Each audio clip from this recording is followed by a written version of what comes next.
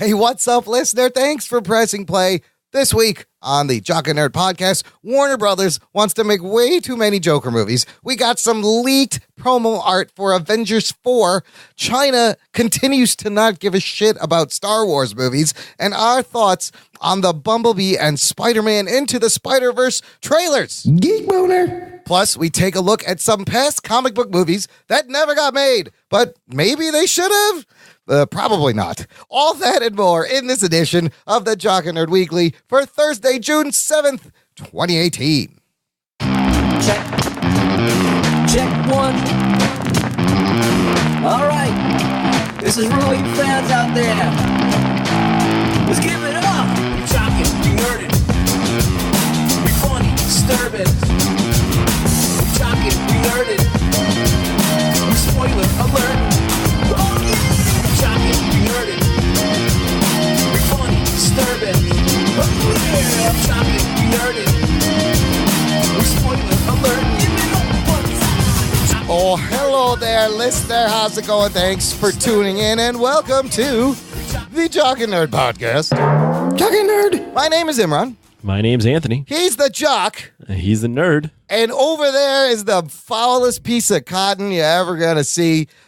This guy is so foul, he makes Oscar the Grouch look like Mr. Rogers.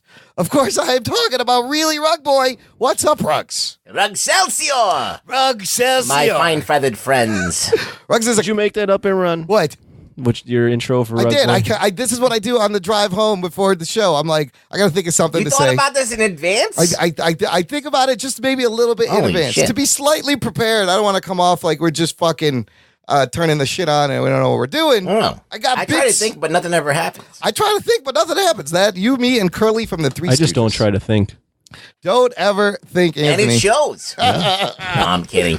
I award you no points. Look, if you are a first-time listener, thanks for checking out this podcast. And I mean that sincerely because you guys, Apple put out their number of how many podcasts are in the Apple iTunes ecosystem. Do you want to guess how many Jesus Christ. podcasts there are that the listener picked ours out of? Billions. No, you're a little high. You've bid high. Try again. 450,000. You are closer. Really? Whoa. It's 550,000 podcasts. Oh, shit. Wow. Just in Apple Podcast. So for you, listener, to have picked this, it's very, very special. Jock and We Nerd. love you for doing it. Check out the show notes for the show, jockandnerd.com/224 for everything we're going to talk about, links to everything, how to subscribe now that you found us. Subscribe in Apple Podcast. You'll never miss a show. It comes to you.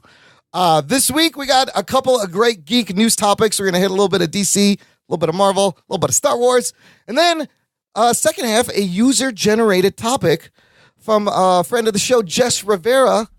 We're calling comic book movies that never got made. We're going to take a little We're look. calling them? We are calling them. The segment is called Comic Book Movies That Never Got Made. Oh. We're going to take a look at a couple of these movies from the past few years that were almost very close to being made to never even getting off the ground. And maybe would we have liked to see these movies? I did a little digging. It was a lot of fun. It should be good. Before we begin, again, if you're a new listener, we're giving you free stuff. You may be listening to us on Stitcher, which is a great podcast app. Stitcher has a premium section with premium content. You can get a free month of this if you go to stitcher.com/premium. Use the promo code NERD before September 2018, and you'll have access to lots of great shit. Not only does it have Marvel's first audio form podcast, 10 episodes of Wolverine: The Long Night. It's really awesome. It's got, if you're a fan of Kevin Smith, he's got exclusive Kevin Smith content. If you are a fan of Hello from the Magic Tavern, which is a hilarious podcast, they have a spin-off show. There are over 300 comedy albums. Oh, shit. On Stitcher Premium. All for the consuming. And I got to give a shout out to John Seifert, who wrote an amazing testimonial in the group. He finally listened to the Wolverine podcast and he was like, Imran, you weren't lying. You know, I like everything, of course. But this time I nailed it. It's John Seifert approved. And I'm really happy we could turn him on to all this content. You guys should listen to the Wolverine podcast. Have either of you checked it out yet? No. I'm giving you a free month. I have no comment. Okay. Go on to Stitcher and Ain't nobody got time for that. Ain't nobody got time for that. Type in that promo code NERD, and you'll get Stitcher Premium for free. It's usually $5 For a a month. month. For you, free. Check it That's out. all I got to say. Okay, understood. I get you. Bro, do you even podcast? That sums it up. And before we get to the news, I just want to mention I made a guest appearance on another geeky independent podcast called Zang This. It's actually pronounced Zang This because there's an exclamation mark. Episode 96, we did an Infinity War roundtable with the Zanger, the host, myself, Phil Rude, David Luzader from Blazing Caribou Studios. Lots of fun. That was a solid geek roundtable. Listener, I'll put a link in the show notes. Check it out. Give them some love. And let's get to the news, you bastards. We got a lot here. The Jock and Nerd Podcast. So just pressing play if you're a new listener automatically makes you a member of the Jock and Nerd Nation. It's the first part of being a member. The second Step part. one. Step one. Step two, Anthony, what do you think is step two to be a member of the Jock and Nerd Nation? Listen to the show. No, that's step one, you bastard. I just said that. Step two is join our Facebook group of the same name. Yeah, the fan club. The That's Jock right. and Nerd Nation on I knew Facebook. that. I was testing to see if you knew that. I did. Good. All right. Good. We're all on the same page now. It's an exclusive closed group for our listeners, and our listeners are amazing. They're very interesting. They're very funny. Hilarious shit happens in this group. I got to welcome new listeners joining the group this week. John Hamper. Anthony, that name should sound familiar to I you. know that name, yes. John Hamper used to work with us. Thanks for joining. Matt Durant and Ethan Hubbard, who I believe are friends and relatives of our buddy Chaz Hubbard. And then Anthony Apodaca finally joined. He's been listening and giving us money. Also welcome Michael Giorgio and Christian Woodsky, who has a podcast called the No Offense Podcast, and Leo Kelly, which sounds like a lawyer, like a fake name. Leo Kelly. I like that. That is it. Leo wants, Leo gets. What Leo wants, Leo will get. Thanks for joining the group. Mix it up in there. You're going to find a lot of awesome, like-minded people. Everyone's real great.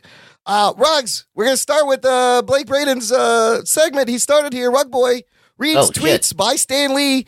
Ask Stan Lee, since you pretty much sound like Stan Lee all the time. You don't even have to make a voice. That's right. Pick a good one. There's one perplexing one that I kind of want you to read. Well, I want to start with the first one. Okay. It's the most recent one is, if you were a superhero, what power would you like to have? I would like the power to take credit for all of Jack Kirby's accomplishments, and I have. My power is learning how to keep track of my checkbook and my finance. My checkbook. Are you talking about the Marilyn Monroe? Yes. Okay, here we go. Today, Marilyn Monroe was born in 1926, but I was first. I was born 4 years before her in 1922, so suck it, Marilyn. Okay. Oh, shit. Okay. So, Stan, is this a competition? Is this like a being born? He's like, I'm not dead, damn it. She's dead. I'm still here. Yes. I beat Marilyn Monroe out of the womb by 4 years. Excelsior. And that's why I created Spider-Man. And she's an Excelsior. Oh, shit.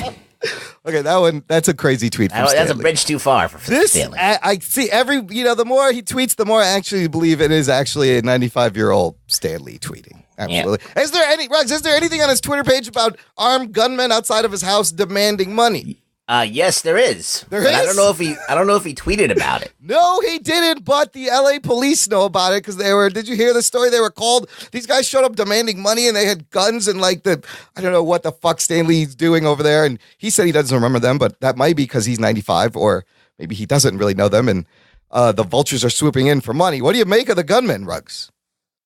I think that they're assholes.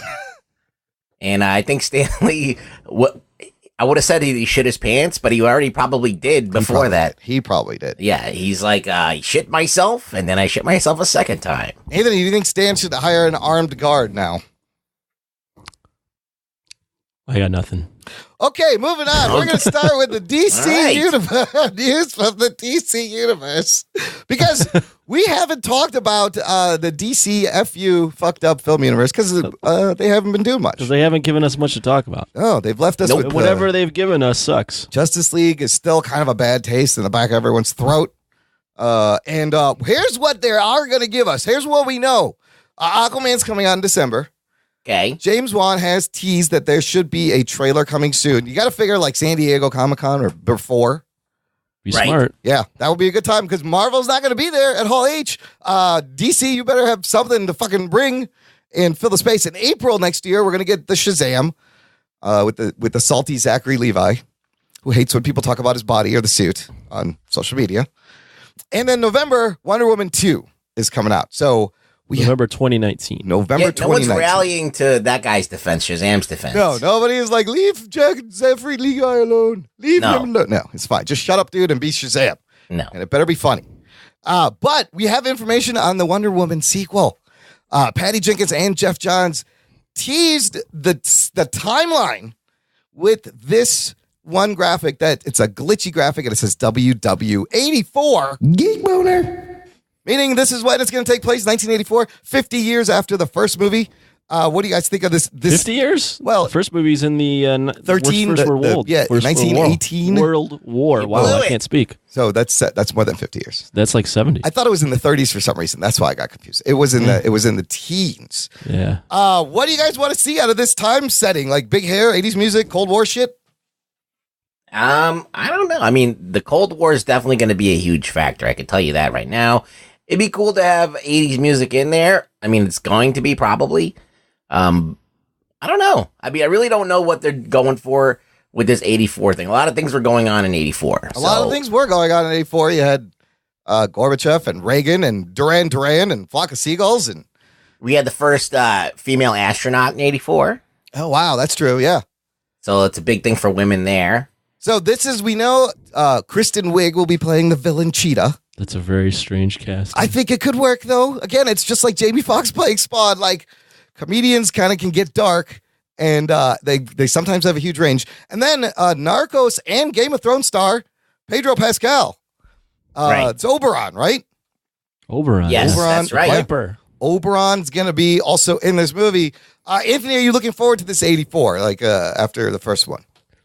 You know, as far as the plot, I think there might be. I mean, obviously, there's Cold War. Maybe they'll be the ones to fight the war that no one ever saw, in terms of Wonder Woman and Cheetah. They're fighting the war, but it's a story that's never been told. That's maybe the one that prevented Russia and USA from getting into a real war. Little espionage, like inside stuff that nobody Am I knew behind looking the scenes. forward to this? I mean, Wonder Woman was good. Yeah. Patty Jenkins is coming back. Everybody's coming back. and I liked Patty Jenkins, and I liked 3/4 of Wonder Woman. So the thing is, like, Justice League really cooled me on everything DC. Yeah. And it's cooled me to the point where I'm now like, was Wonder Woman kind of just like a blind squirrel finds an acorn once in a while sort of thing? Like, they just got lucky? Like, do they actually have something good going here, or did all the right things come together at the right time for These that? are very movie? good questions, Those are all good Anthony. questions, because you're thinking this is the best thing they got. But was that also in comparison to the shit they gave us before? Made it seem even better. Can this be replicated? I mean, I think it can. I think Patty Jenkins is a pretty solid lock on what she wants to do, and they clearly kind of let her. Ruggs, are you worried that that Wonder Woman was an anomaly, and the rest of this I'm shit's gonna hoping that tank? it's not. Yeah. This Kristen Wiig news really knocks it down a peg for me. She's the Dr. Minerva, though, but you can kind of see her as like a scientist, like a goofy scientist. And right. then, She can be all CG and stuff, and then that's another thing that is wrong with the DC movies, is that they don't use a lot of practical stunts. Like the Russo brothers use real stunts. Yep. And real people in a lot of their stuff. So they, even though they have a lot of CG with the Hulk and stuff like that, they manage to kind of ground it. And the DC movies are never grounded. None of They're them. always just Yes. like ragdolls being tossed around. And even though Wonder Woman was the best one, think of the endings of all the movies. They all end in a really big, shitty CGI. yeah, so fucking mess. even the first Wonder Woman, she was fighting a CG guy. Yeah. So there's like the reality, the groundedness is just going to continue. Yeah. Where they probably could have had a really awesome, like practical effect Cheetah, and they probably still can. But they're probably gonna have to like do like some CG where they put Kristen Wiig's face on the thing. I don't know. So I'm really kind of like hesitant about this. The other question I have is that are they going to do a costume change? Are they going to like cover up Wonder Woman and make her into like basically change her costume to kind of go along with this whole feminist idea of women not being sexualized, and why is she wearing a skirt? She shows up in the pantsuit Wonder Woman outfit. Yeah, something. I have a feeling they're going to do a little change, but I mean, I know they like to tweak the costumes, but They like to tweak them to sell toys for sure. Right, but that first- it wouldn't make sense though No. because the latest Justice League is in our time, and she's wearing the exact same costume she wore in Wonder Woman. That's correct. and that costume is very timeless, really. Like it works in every era if you think about it. right. Well, in the comics, they've changed her costume quite a bit a few times. I mean, they put pants and a leather jacket on her. Well, and there was a whole period where she didn't have powers, and she ran a beauty salon or a fashion or a store or something. Like they didn't Really? know. They didn't know what to do with Wonder They Woman. depowered her for a few years. Well, Yeah, here's the thing about the Wonder 70s. Woman, though. Even though she's like one of the most iconic characters ever, she's even though she has that recognition, no one can really point to like any definitive stories or Right, anything, right. even in terms of like an origin that's stuck with her. Like she's always being reinvented. She's always being changed up. Like she's the only character. She's not Spider-Man. She's not She has Batman, she's terrible not Superman. continuity, yeah. She's terrible. So in that sense, you can kind of do whatever you want. That's true. Like there's multiple origins, and they keep changing it. But Well, the one that they started with is good. It's I solid. like this one. Yeah. yeah, yes. At least be consistent. Stick to that. And you know what? I wouldn't even be mad if the movie was called WW84. That's kind of cool. I don't know what you could just call it Wonder Woman 2. Like I like WW84. Well, there is Godzilla 84. Oh yeah. See, just do the same thing, or just call it Wonder Oh. Woman 84, WW84. It's a Maybe cool. she fights like a giant lice. Yeah. Parasite animal. Yeah. It's a cool. That's a deep cuts, Godzilla. Yeah. Sorry. Oh, Godzilla. All right, let's move on to where the DCEU always fucking fails, which is by just throwing shit up against the wall Oh no. to see what sticks. They have announced, according to Hollywood Reporter, Warner Brothers is in the early stages of developing a Jared Leto standalone Joker movie. How dare you do this to us? Leto would star and executive produce the solo pick that's set in the Suicide Squad universe. Okay, there's another story that Well, correlates that's like to a this. clue right there. Let's start with this news. Does anybody want this? Not really. No one's really clamoring for this. This no. is mean, not if it- necessary. If there's more Harley Quinn in it, maybe it could be interesting, but just him by himself, I don't think I'm interested in that. No. I mean, he's by far.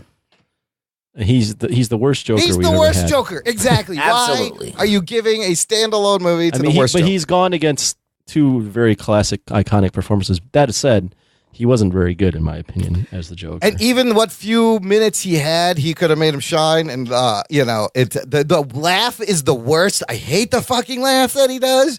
I don't like anything about him. I don't like his grill and his teeth. You can't understand what the fuck he's saying. This does not work unless you drastically change this Joker, Jared Leto. I don't know. Now, you may be asking, hey, wasn't there that other movie, the Todd Phillips origin Joker story that was going to be in another universe? Right.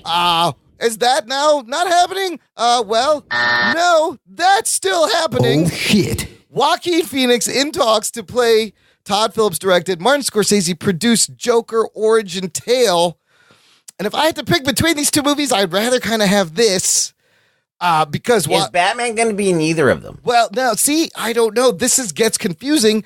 And overall, we don't need any of these movies. Why are you making fucking two Joker movies? There's too many Joker movies. It would be cool to see maybe a throwback, like Elseworld of how the Joker became the Joker. With I could see Joaquin Phoenix and Martin Scorsese getting involved and making it into a period piece. Yeah. That could be interesting. But other than that, I think, if we're going to have to choose, I'd rather see the one with Todd Phillips and Joaquin Phoenix. Absolutely. doesn't have any stank on it. Yeah, there's no Exactly. stank. And, you could go real fucking dark with that and That would be cool. get into almost like a horror kind of torture film. I think that might It could be be kinda interesting. R-rated, yes, and Yeah. very intense, and it's in its own separate dark universe. The thing with the Jared Leto Joker is Suicide Squad 2 is probably going to happen. He's probably going to be in that movie, and if Harley Quinn, there's that Harley and Joker movie that they want him to do. It's just all of a sudden they're throwing all the shit on the wall. I don't think and they don't know what to do. And they're just going to see what sticks. So the Jared Leto movie doesn't have directors or writers or any fucking Let's see thing. what develops. I think one of these is going to bottom out. Yeah, that's my guess too. Is they've been throwing. We've heard about Birds of Prey. We've heard about a Suicide there's Squad 20 2. We've heard about a movies that Harley they've and Joker announced. Yes. movie. Yeah. So until these actually get scripts and are started shooting, having actors being hired, I don't I don't believe anything DC does until. Yeah, DC announces films like guys who never get laid talk about how much they got laid. I got so much strange last night. Yeah. You wouldn't believe it. The other thing is, Joker doesn't need a movie. It's that thing where why are you demystifying the villain? Like, it's not. It's just going to make him not as compelling. It does not. We've seen it time and time again. It does not make a villain more compelling when you give him a whole fucking movie and a backstory. Right. So don't do it, the Joker movies. Okay, let's talk about a little MCU news. Avengers Infinity War is very close to making $2 billion. I think it's at like 1.97 something. Right. So it's going to hit that 2B quickly, but this may be spoilery. Spoiler alert. Some Avengers 4 promo art leaks online. Is this real? I don't know. It's a fucking pretty cool piece. We will describe it. It shows you kind of the new team, new costumes, and surprise, surprise, Captain Marvel. Geek Boner. In this lineup. So you have Captain Marvel, Thor, Nebula, Iron Man, Rocket, Black Widow, Captain America without a beard, Hawkeye in a black costume, Ant-Man, War Machine, and Hulk wearing some kind of purple, tight-fitting Lycra spandex. What is that? Hulk's got a shirt on, basically. What do you guys think of just this team, if this was the team? Like, that's pretty sick. Well, isn't that what the team's got to be? That's what the team's got to be, which is why I kind of feel like this is real. I will put this image Where's Wasp? in the show. She's on his shoulder. No, I don't know. I don't know. Maybe she could have disappeared. Yeah, we don't know what happens. The team looks cool. That's, as Rugway said, this is kind of what's left. It looks cool. The image looks cool. I don't know if it's real or not. It looks legit. The only thing I can infer other than the team members is the Hulk suit. Yeah. Maybe they're finally going with the Hulk Banner being smart and he can talk in complete sentences. Fully sentient after Ragnarok. Yeah, be an intelligent being instead of a baby. Yeah. Right. Oh, I see. But that's the only thing. Because if he was smart Hulk, he'd be like, all right, first thing I do is I got to find like an outfit that I can stretch right into. Right. It's purple, so I'm thinking maybe it has something to do with the Wakandans. Oh, that's nice. Vibranium suit. Good pickup. It would be like redundant to have vibranium, but maybe Hulk's scared of Thanos, so he wants the extra protection. I don't know. I know. But Anthony, I like what you said because Hulk almost came off as and even Banner when he was Banner, like they weren't as smart. Banner wasn't as smart as he was in the other movies as he should be. And I would love to see the Hulk get smarter. Yeah, he's been a bumbling idiot since Ragnarok. Yeah. So this may be the redemption. And we know, they planned like a 3-movie arc for the Hulk. Was this part of it, I guess? Is this part 2? No, it's part 3. Ragnarok was part 1. Ragnarok was part 1. This would be part 3. Right. So maybe they bring him to a full Banner controlled in the Hulk body would be sick. I don't know. Look, do you think the image looks real, Ruggs? It's dubious. Dubious. All right. I mean, you got Hawkeye in his Ronin outfit. Black Widow is not blonde anymore. I like to see. I mean, if this is real, the dynamic of Rocket and Nebula on the Avengers is kind of interesting for me. Oh yeah. And Cap's back in his suit again. Cap back in his suit, clean shaven. Thor looks like he has the Stormbreaker there. So yeah, I mean, it looks very plausible. So it's exciting. I can't wait. We just got 9 months. Sure. 9 months? We'll be there. Fuck. We anticipate for 9 months. Can I just tell you? It's like 10, 11. 10, it's about 10, 9. Yeah. Let me ask you guys this real quick. Do you think, what if they don't release the name or a trailer at all until right before the movie? They just keep showing clips. That's fine. People are going to go see it. Right? You don't even need to show any footage. You could just show clips of Infinity War, teasing it. It's amazing that the movie's less than a year away. We don't know what it's called. Think about that. It's crazy. I would have. See, the marketing for Infinity War was a lot of this is the end, this is it. I felt like they kind of wasted that. Yeah, now if I were to do Avengers 4, I'd like the idea of not doing much in the way of trailers and just doing hype this is it. This is it. And just go in Avengers, whatever the title is, Avengers, whatever. They could do just character vignette pieces and just take all the clips from the old MCU films and just be like, this is the last ride. Oh my God, that should be the marketing. Oh, juicy. Geek Boner. Yes. But they'll release a trailer. You think so? You know what? Infinity War, though, even though it had trailer releases, they really did a good job of hiding what even was going to happen or any plot details. Yep. Yeah, it was really well cut, well marketed. So, and we don't know what the title is, but like we knew Infinity War. We were like, if anyone's read the Infinity Gauntlet, you have a working knowledge of what maybe they're going to go for. Right. Right now, we still have no idea. And hopefully the title doesn't mislead you into like a comic book run. I don't want to know anything. Well, would you I want it to be completely fresh. I really think they should hold everything back. That title, any footage until like right before. They're not going to do that. They're going to sell it. Would you be disappointed in the title Infinity Gauntlet? No, I don't give a fuck. All right, doesn't matter what it's called. They've hyped the title as spoilery. Yeah. Listen, I just want to see the Avengers rise to the occasion one last time. One last time. Yep. And do it under the direction of the Russo brothers. Yeah. And fucking, let's do this. Let's fucking go out in a blaze of glory. I want to feel like I felt at the end of Logan, only like 100 times more enhanced. You want to hear a hypothesis I kind of heard? You got another one? Yeah. That hippopotamus? Give us your hippopotamus. Hippocantus. Uh-huh. Avengers 4 plot. From what I've heard or read, and then kind of inferred, maybe they use the time stone. Or actually, not the time stone, sorry. Well, they use a time stone, but they also, Ant-Man unlocks the quantum realm. Yeah. So they can go into other dimensions. Ooh. And they have to using the time stone, they have to go back in time in these other alternate worlds and collect the Infinity Stones and build their own gauntlet. Oh, from parallel dimension universes, stones. yeah. Holy shit. It'll be called the Insanity Gauntlet. That's crazy. That'd be kind of interesting. But that would be cool. Like, I can't wait to see. So they have to go back to moments in time from the past films and rewrite those and get the gems. And so each one would like veer off in a different way. In a different moment in time. So, I mean, suddenly this gets me more excited for Ant-Man and the Wasp to see what they do in where that cosmic realm is at the end of the movie, or the quantum realm. Something crazy can happen. Do you know there's going to be time travel? There's definitely time travel because we've seen them. Spoiled set photos for myself. Seen them in the fucking suits. And they're going back and reshoots this month too. So, man, John Bellotti, if you got any scoops, let us know. He gets the scoops sometimes. Bellotti's classic. I got a scoop, but I can't tell you. Yeah, he does that all the time. Oh shit! He's cock teasing. Sometimes he tells you. He does tell you. Sometimes he's like, "Here, look at this picture," and he I'm lets like, you sweat it out a little bit. Yeah. So I'll be looking forward to those all next year, Bellotti. Keep them coming. Okay, so let's go from talking about Marvel, which has made so much money for Disney, a huge success, to another Disney sub-property that's maybe not doing so well and needs to pivot. I'm talking, of course, of Solo. At the box office, the Millennium Falcon is fucking crashing and burning.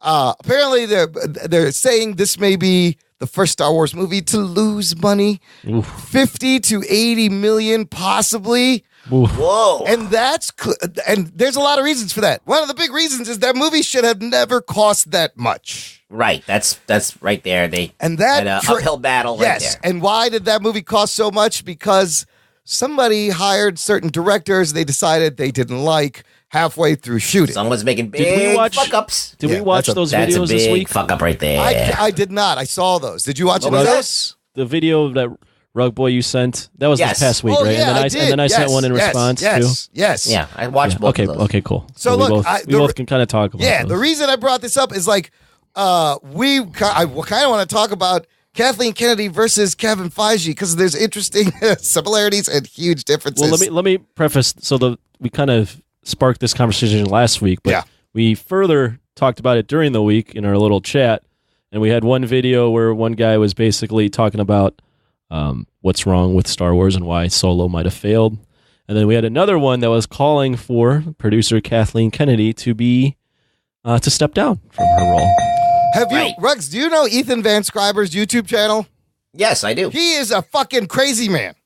Yes. His rants are amazing. I will put a link to all these videos and his video in the show notes. Listener, he's a huge Star Wars fan, and he goes on crazy rants. If you're into that, check out his channel. But look, before we get to... John Campea was the Kathleen Kennedy. That's right. John Campea did say that, and he made lots of good points. Another reason Disney has a huge problem with the Star Wars and Lucasfilm property is that Star Wars is going down even harder in China. Oh, shit. currently the second biggest movie market, but will be the first biggest movie market in the world very soon.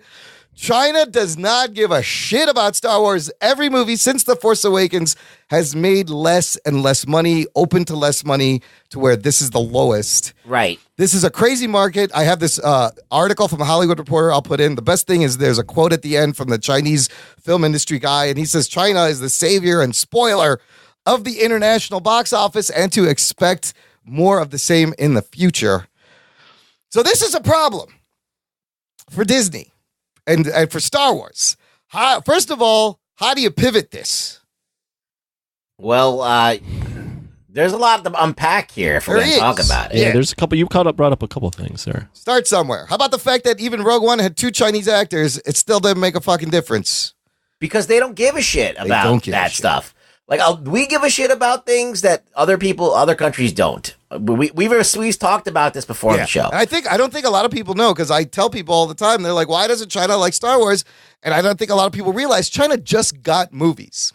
Literally. Yeah. They just got they just got movies. So they have not had 30 years with the original Star Wars trilogy. Right. They don't know what the fuck. They're looking at these movies without all of the baggage of all of the expectations or all of the love that we have for the characters.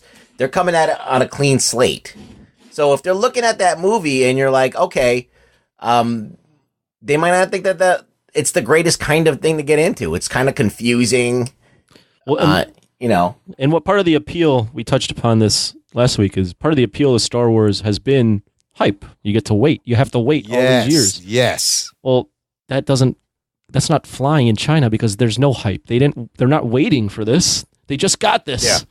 And this Solo particular had the worst marketing out of all of them. Like, the movie kind of came out of nowhere for them. They had no idea it was coming. Because Solo is totally banking on the fact that you've seen the original 3 movies and you love Han Solo. Right. So if you're in China, you've never seen those movies. Who gives a fuck about Han Solo? And complicating this is Star Wars fans. So, like, Disney and Kathleen Kennedy, they're in a weird fucking tight spot. They can't seem to please Star Wars fans. They can't seem to please the Chinese market. It's going down and they know going forward they're going to need that market. What should we do? So here, wait, before you, I know you're going to do this comparison. But before they even should care about China, they need to start caring about making money here. Yes, they need to figure out this underperformed here first. Right. So my question to you is, if you are the head of Lucasfilm, what do you do? Paul Chomo posted this great graphic on our Facebook page, which kind of describes all Star Wars fans. Yeah. That the Force Awakens, too familiar. The Last Jedi, too radical. Solo, too safe. What do you want? How dare you do this to us? What do you want? And part of me kind of, I can understand this. But on the other hand, they are telling great stories. We're getting Star Wars movies. It's very reactionary. It doesn't boast of confidence. Exactly. It doesn't boast of being it's like Warner secure Brothers. with what you're doing. Exactly. They're turning into Warner Brothers a little bit. They're hemming and hawing. They don't have a vision. Yeah. No. And that rings true when you see reactionary shit happening. They didn't have a plan like Kevin Feige has a plan. Just like Warner Brothers doesn't have a plan. Well, their plan so far has been release the big tentpole films, the main Star Wars, and then do prequels, which is a kind of an odd plan. Yes. they're following the MCU model of sort of, yes. Yeah. But they're doing prequels. Right, which is hard to prequels. Yeah, it's hard to build a thing in with prequels. Captain Marvel and Avenger or Captain America First Avenger are the only 2 prequels Marvel's done out of like 18 films. Correct. Their movies, everything builds onto the next thing. Where Lucasfilm is going to do, Boba Fett's going to come out. They're doing 3-4 prequels already. Yeah. Doesn't make sense. They should have done the prequels before they released The Force Awakens. They should have and spread it out. I also think because of this is why I think I like Rogue One the best, because it's kind of a balance. It's kind of the best balance of all that. It's not too familiar, but it's not too safe, and it's got emotion, it's got heart, and it's very Star Wars. I don't know. That one kind of seemed to hit everything just right. But it's a one-off, and in this one, like, how many more of those can you do, like, in the Star Wars canon? It's weird, because, like, you don't know what you're going to get when you get Star Wars movies. So you go into Force Awakens, and you get all this fan service and all of this, new opportunities, and then you go and you watch Rogue One, and you're like, oh, everybody dies, and I guess that nothing matters in this movie. And then you go to the next movie, and they undo all of this shit, and they kind of, anything that fandom has built is being burnt down. And then you go to Solo, and it's just like an okay movie. And it's not like, if you watch them in order, like Solo ruins a great character turn for Han Solo later. Mark Bernardin on Fat Man Batman made a great point. He's like, when you see Star Wars and you see that Han Solo's a smuggler, he takes the money and leaves. And then when he shows up to save them out of nowhere, his hero moment, now that's kind of reduced to nothing. You know he's going to come back if you watch Solo first and then watch the movies in order. Right. And I was like, oh, shit, he nailed it. That's why I said he wasn't enough of an asshole. Yeah, he was. He should have been all asshole. He should never have become the hero. But Mark Bernardin always has great points on that fucking show. He should have been an asshole from the get-go, an unlikable dude that starts to be nice. Yeah. What it should have been was like, he's not a nice guy that starts to becoming an asshole. He's the worst fucking guy, and slowly you see him chip away a little bit of his assholeness, a little bit to where in the moment in Star Wars, it's like the big turnaround moment. Exactly. Hey, fuck That's that a big fuck up right there. All right, wait. I made a quick table just to look at the facts between Kevin Feige, head of MCU, and Kathleen Kennedy, who was handpicked by George Lucas to run Lucasfilm under Disney. Right. Feige, 10 years, 18 movies in. Pretty good numbers. Kathleen Kennedy, 4 years, 4 movies in. Kevin Feige is really good at picking the right directors and writers for each project, right? He hasn't fired that many, just maybe 2. Kathleen Kennedy, really good at firing directors and replacing them. Who is he fired? Well, Edgar Wright kind of walked away. Edgar Wright left, yeah. I mean, he had his growing pain. Edgar Wright walked away. Alan Taylor was pretty critical of working with them. Favreau kind of got a little burnt out, and so did Whedon. Well, in Kathleen Kennedy's defense, you know, he has a little bit more experience. This could be her growing pains moment. But Kathleen Kennedy, to Feige's defense, that was like his first real run as an executive producer. Yes, Kathleen Kennedy's been doing it since Raiders of the Lost Ark. Decades. She has way more experience in this industry. 80s, yeah. Kevin Feige has made Disney over $13 billion with the Marvel movies. Oh, shit. Kathleen Kennedy just cost Disney money on the first Star Wars movie to lose money. Again, Kevin Feige has made Marvel huge in China. Kathleen Kennedy, nobody gives a shit about Star Wars in China. And then last fact, this is a fact, I looked this up. Kevin Feige wipes from front to back. Kathleen Kennedy wipes back to front. Oh, shit. I don't know if you can trust someone. You can wipe back to front. Yeah, I don't think you could trust anybody who wipes back to front. I don't know. That's just me. I said that once. Yes. I'm going to kind of go back to the John Campea video I gave you guys. Yeah. All right. I didn't give us. He gave the world. I shared with you. Yes. Because I'm not a big, obviously, Star Wars guy, but the thing that kind of stood out to me was Feige, for the most part, is very on board with what his directors are going to do, and his directors are very clear on what he wants. Yeah. Whereas Kathleen Kennedy, as evidenced by Lord and Miller, as evidenced by Gareth Edwards, Gareth Edwards, Colin Trevorrow, Josh Trank. She's picking these directors, and there seems to be sort of disconnect between either she's not giving them what she wants, or they're not listening to her, or something's getting off. Where now we've had 4 different directors in 4 years, or 4 or 5 years, basically either get booted or she's stepped in and kind of redone everything. She doesn't know what she wants, but she knows what she doesn't want. It reminds me of working as a graphic designer for clients. There's always those clients where you're trying to please them.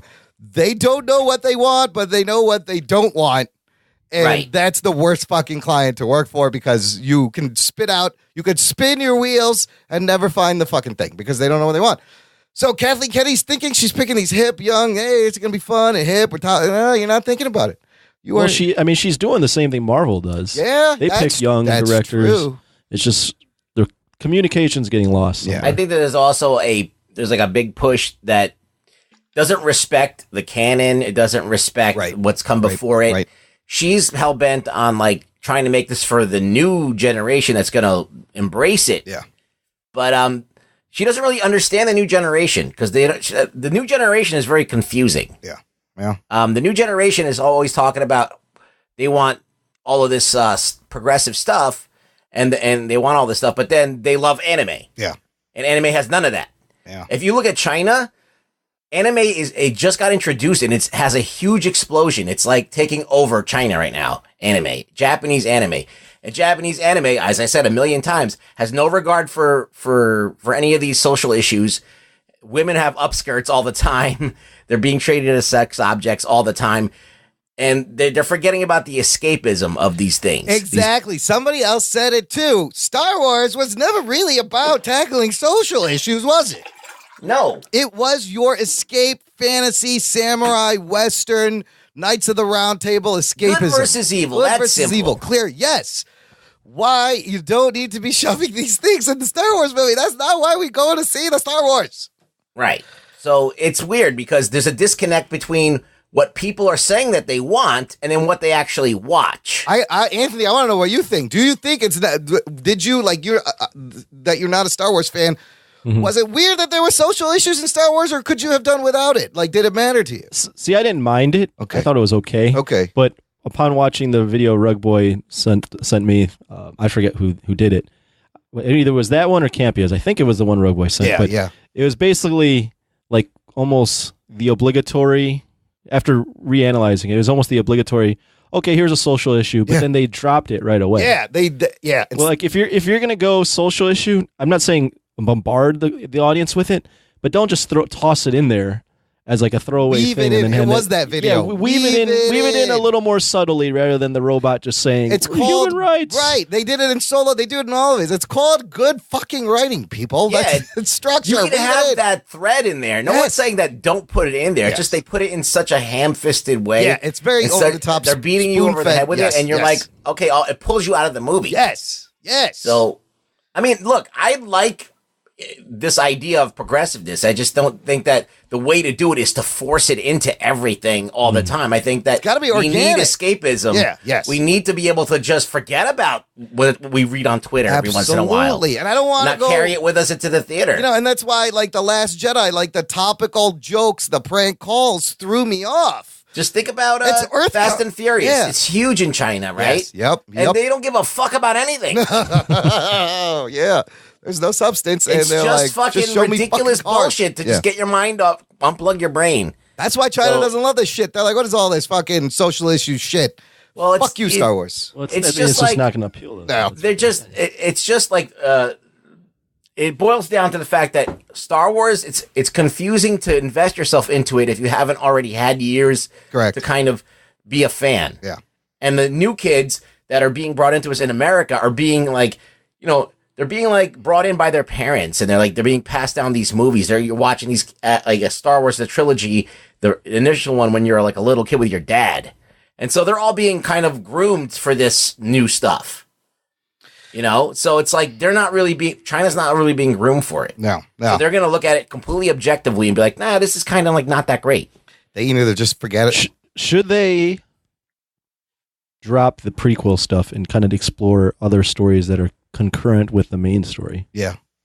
I think that once they start fresh and they kind of go into the future where basically there's nothing left of the old, then they can kind of start carving out a new path. But to do that, we have to get past episode 9. They got to close out the Skywalker thing. Yeah, but the thing is that if you're doing it by burning down everything that was great about Star Wars to begin with, that's disrespectful. and then it's not Star Wars anymore, then you lose the initial fan base.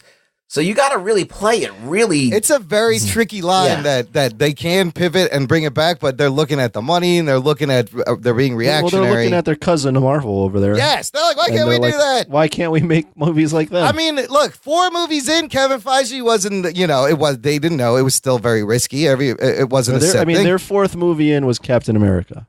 The first Avenger, right? Yeah. They had such a splash. They had such a splash with Iron Man, though. Yeah, actually, their 4th movie in was Thor, but you go. So their 4th movie in, maybe not the. I mean, the first one is good, yeah, but they hit with Iron Man was such a strong beginning. It was just a surprising start, and they kind of haven't had. They've just been playing, and like Star Wars fans are gonna fucking rip you apart either way you go. I don't know what fans you do. are rough. Man. They're fucking savage. I'm not even. I'm just looking at it from the distance. Yeah, like, man, these guys are tough. Savages. All right, let's talk about a couple of trailers that popped off this week. One I didn't think I was gonna be interested in, but surprisingly, I was the Bumblebee trailer. Oh shit! A spin-off prequel of a Transformers franchise of which I've watched none of the movies. I don't like them. Really? You've never watched I've any of watched them? the first one, parts of the other ones. I hate the design of them. They're unwatchable, really. It's Michael Bay destruction porn. The design of when they turn into robots, I can't tell what their face is and what their ass is. It's just bullshit. Now, despite all that, the franchise with 6 movies has made $4.3 billion worldwide. Oh, shit. So whatever, somebody likes these movies. but the last night was not. Yeah, that was the quite one a that got disappointment. pulled in China for underperforming, I believe. So even China and again. King Ghidorah was in it.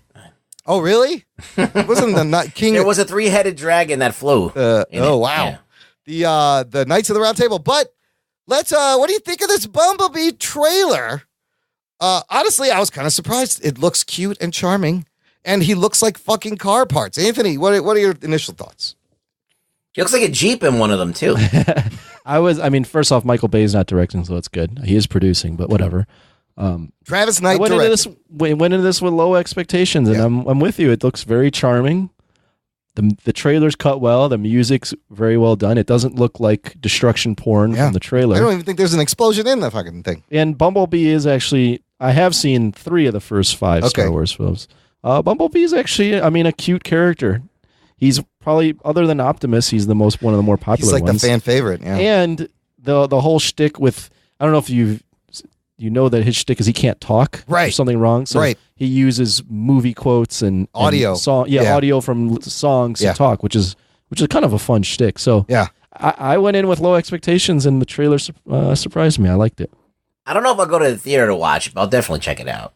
Yeah, I don't know if I'll go to the theater either, but I like the trailer. And Haley Steinfeld, she's kind of cute. Haley Steinfeld is in also the next trailer. She's very cute. She's crazy, dude. John Cena, bad guy. Yeah, it's got a crazy cast. John and Cena. Starscream. Starscream is in it. Starscream. Yeah. I love where at least he has good taste in music. He spits out the Rick Astley tape, which is kind of funny. I like Rick Astley. I always, dude. Did you? I always thought Rick Astley was a black dude. I honestly did until I saw him. Because maybe he is. Maybe he is. We still don't know. I even like how there's like a beehive in that one shot. There's like a beehive in there. Was he always a Volkswagen in the other movies, or was he like a weird car? No, he's a bug. He's a beetle. He was like a Camaro in one. Oh, he was a C? Why are you doing that? He was a Camaro in the first Michael Bay one. Yeah, in the Star Wars, the Transformers that's movie. right. But he's supposed to be a bug. Yeah, he's supposed to be. He's a bumblebee. He's supposed to be a bug. Yes. But I think it was because I think Dodge, it might have been Dodge or Chevy, was a big time sponsor. Oh, okay. In the Transformers films, so they were like, it was just Chevy porn. So it was Chevrolet Camaro. Is that what it is? Yeah, or Firebird. They tried to make. I don't know what the fuck it was. At least this one looks like car parts. I like the design better, and I think this may work with like one single Transformer that's like cute and kind of family friendly. I don't know. But I guess it's a prequel. It is a prequel between when the first movie, something that's coming out Christmas. I think it happens before, because if you remember the Transformers, they got here like during dinosaur times. Right. They got here early on, and they were in the side of a volcano, and then they basically were dormant until the current time. So I guess the last night was the time. It was in the past. This says it takes place between the last night and the first Transformers film. Yeah, so it's like probably an 80s movie. I don't know. I think Christmas release is interesting. It could actually make a lot of money. That'd be a fun Christmas movie. The other trailer I want to talk to that I have huge geek boner. Oh man, Sony's first animated Spider-Man feature, Spider-Man Into the Spider-Verse. We got a trailer and the cast of the movie. Before we talk about the trailer, the cast is it's pretty great. You have Jake Johnson joining the cast as Peter Parker. Who's Jake Johnson? Jake Johnson is the guy from New Girl, the bartender, and he's been in a bunch of things. He's a comedian. He's funny. You could hear it in there. Shamik Moore is playing Miles Morales. This is the story of Miles Morales. But then you got Liv Schreiber playing Kingpin, Haley Steinfeld in this one playing Spider-Gwen, Mahershala Ali as Miles' Uncle Aaron, Brian Tyree Henry playing Miles' father Jefferson, and Lily Tomlin as Aunt May. And let me tell you, you know what I'm going to say, listener. Everyone knows I fucking love everything about this trailer. The artwork is gorgeous. It's the Miles Morales story, but then you have an old, haggard Peter Parker that's like broke and doesn't have anybody, and Spider-Gwen, and you see the Goblin and the Prowler, and God, the colors, the animation, the comedy in this, I love it. Anthony, what did you think? I'll go to Rug Boy first because I'm watching it as we speak. Okay, now, before Rug Boy, everyone, I know the listeners waiting with bated breath. What you thought of this? Is it this? Or is it this? How dare you do this to us? Or somewhere in between? It's somewhere in between. Okay, good. Okay, I have two. Actually, I like the trailer. I think it's going to be cool. I get a little bit. I have things that confuse me about it stylistically. Number one, I'm not really into the guy's voice who's playing Spider-Man. That's Jake Johnson. Spider-Man? Peter Parker Spider-Man. Yeah, Okay. Peter Parker. That threw me when I heard it's his voice. very- It doesn't fit. Yeah. But, besides that, okay, we'll get over that. I just don't like the frame rate. What is up with this frame rate where it looks jerky? You could see that it looks like it's almost like stop motion animation. Yeah, I'm like, yeah. I mean, I see what why you're is saying. that happening? I see what you're saying. Why are they doing that? Instead of being fluid, It looks terrible. It should be fluid. It should be shouldn't- smoother. Yeah. I mean, if I'm watching like a Pixar movie, they don't do this. Yeah. I mean, So why is it happening in a fucking Spider-Man movie, an animated Spider-Man movie, which I would love to see, and it just distracts the shit out of me. I can't I'm like, why are they doing it so jerky like that? I mean, it makes it look like it's like a Charlie Chaplin film. some of this reminds me of Pixar a little bit in a good way. I don't know. I don't know if it's just the trailer. Is the whole film going to be like that? And what's up with that, like that 3D effect where it's like It's blurry 3D? Yeah, it's like Yeah, it's glitchy weird. pops and the colors separate a little bit. Yeah, I don't know if I like that either. I feel like that's I distracting. don't know if it's just for Like, the let's just, trailer like- though, because there's also a part where it turns into like a comic book drawing for a split second, Right. or like I mean, a flat drawing. I mean, that doesn't bother me. That actually could work. But like, I'm just wondering, why are you trying to fuck with my vision? Why are you trying to like not give me fluid animation? Yeah. Like when I saw that in Godzilla, in the Godzilla anime, Yeah. where Godzilla was like the frame rate was fucked up. Very I stuttery. could not get over it. Yeah. It was so distracting. I'm like, why are they doing this? Like, are they cutting the frame rate because it's cheaper? I don't know. I don't know, but it looks fucking gorgeous. I mean, come on, you have. No, that's not going to distract you the whole time. Not really. Some of it is smoother than other parts of this. I see what Rug Boy is saying. Yeah, now, but as like I'm the part watching. where he's falling, some of that, it's like it is there. Some of it's smoother. I like the relationship between him and his father when he's dropping him off to school. That's really funny. Well, his father, the whole shtick is his father hates vigilantes. Right, and hates Spider-Man. Because he's Right. a real. But it looks cool. It looks like it's voiced well, and it looks like it's going to be dynamic and fun and lighthearted and whatever. So yeah. I'm into it, but like, I just don't know why they make this choice of having this jerky ass shit. Herky jerky. This one is Lord and Miller, I think, directing this one or producing or writing. Yeah, this is a Lord and Miller joint behind it. So I'm done watching it. By the yeah, way. no, I can't wait. I mean, I'm saying I'm done watching the trailer. Okay, you can see, and you see Kingpin and Goblin and Prowler, but just like in animation, you could do so much. And I guess Spidey's going to go into his universe and train him as he becomes Spider-Man. I'm all in. Speaking of, Wait, you Yeah. gonna give my thoughts? oh yes, You son of a bitch. That's why you told me you're done watching. I totally forgot. What did you think? Well, it's hard to hear the dialogue because you guys are talking. Yeah. Which is fine because you guys are talking. We're on a podcast. I shouldn't be watching this while we're on a podcast. Correct. So my comments are not going to be on the plot at all because I barely got the plot. Yeah. Other than Spider-Man's mentoring Miles Morales. I did notice some of the weird 3D stuff like in the foreground of some of the shots, which is kind of distracting. But overall, it looks fun. I do like some of the animation choices, like the comic book thoughts being written out as he's walking. The panels are cool. Yeah. I thought that was cool. For the most part, I like kind of the look. I like the small touch of Miles wearing Jordans or Nikes Oh yeah, he's wearing as Nikes. he's Spider-Man, That's right. which is Yep, kind of cute. Yep. The biggest thing that I liked most of all is I think it's just a well-cut trailer. I like the music, actually. I like the hip-hop song. I don't know what rapper is producing that or who's in there. Yeah, it was but a good track. I like it. So overall, overall, I got a good impression out of it from what I could see. I couldn't really hear much of it. The other thing I love is you see we're getting an adult Spider-Man, which we really haven't had in a long time. I mean, not counting Tobey Maguire, who was an adult playing teenager. or the other ones who were 30 playing a teenager. Like, this is adult, older, haggard Spider-Man. He's got stubble. And there's a line in there, Anthony, if you listen with the sound on, he's like, don't do it like me. Do it like you, to Miles, telling him to like be Spider-Man his own way. I've always liked Miles as a character. Miles is a great character. I love the design Great on them. legacy character. Yeah. And earned it and was introduced in a cool way. And more, they should do things that are organic like that. That's such an organic. Absolutely. It wasn't forced. It was so well written. What happened was they saw that. Yeah. In my opinion, they saw Miles Morales succeed. So then they fast forwarded on every character's legacy character, and we're like, let's do Everyone has a minority character like for everybody. that. Yeah, For everybody. see, they got a little greedy. They Got a little greedy They with got a that. little greedy with the appropriation and the fitting it in there. But similar to Miss Marvel, like before her, he was the best, newest character Marvel had created that was earned and organic. So Who's the best legacy character besides Miles Morales? Oh, Jesus. I have to think. I mean, I don't know, who are we talking about? Like the DC or Marvel? Dick Grayson, Batman. That kind of Bucky, Captain America. they both earned their share. Right. They both earned it. John Stewart, Green Lantern. I mean, Kyle Rayner, Green Lantern. Captain Marvel.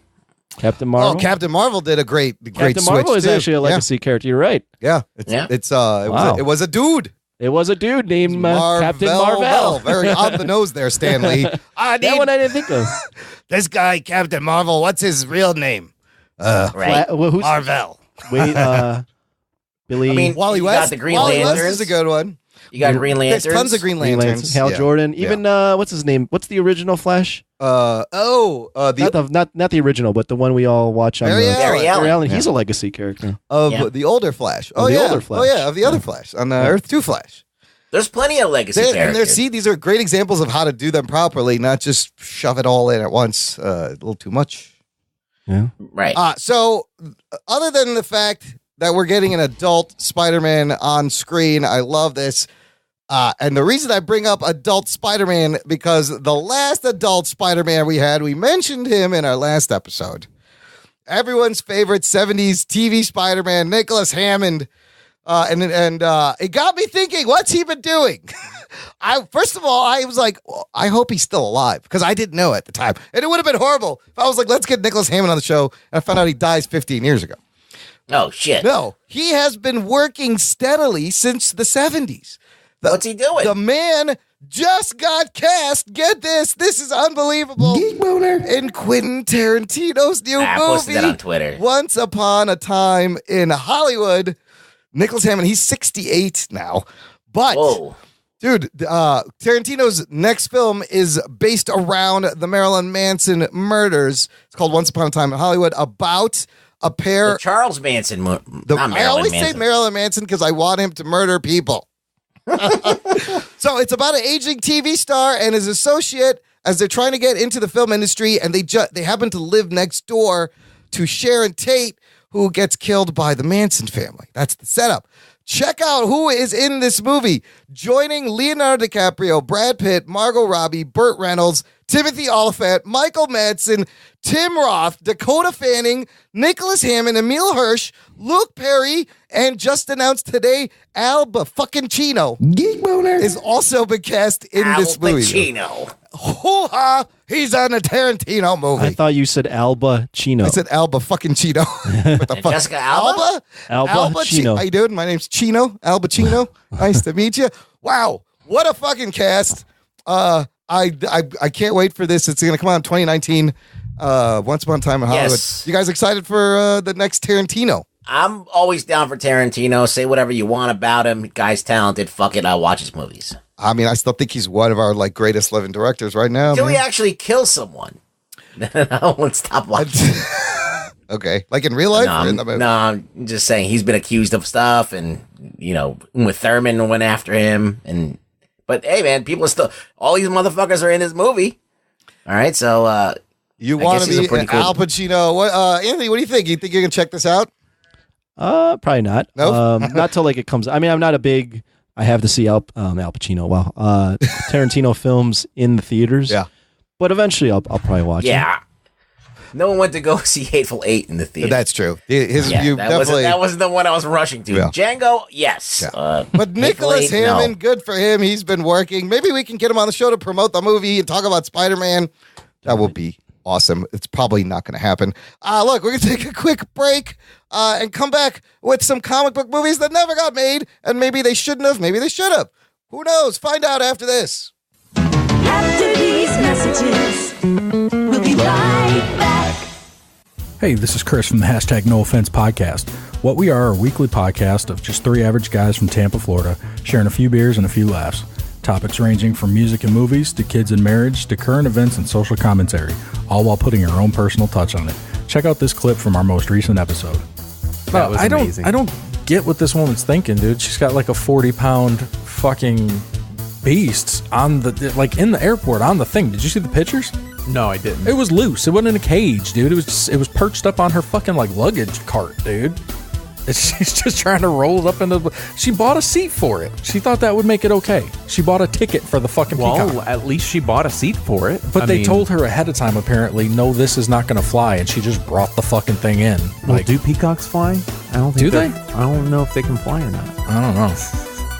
I wonder if she plays that Katy Perry Maybe. song "Peacock" when she walks around. I want to see your peacock, cock, your peacock. I don't even know that song. I don't You either. don't know that song? And did you pull up the lyrics to that song on your I laptop? wanted to make sure I got it correct. You did. I knew it. I saw you look. I mean, I saw like you- the song, but I saw I wanted you to make look sure at- I got it correct. I want to make sure I got the right number of cocks. So if you like what you heard, search for hashtag No Offense on Apple Podcasts, Spotify, or wherever else you get your podcast fix, and look for us on social media at HTNOS everywhere.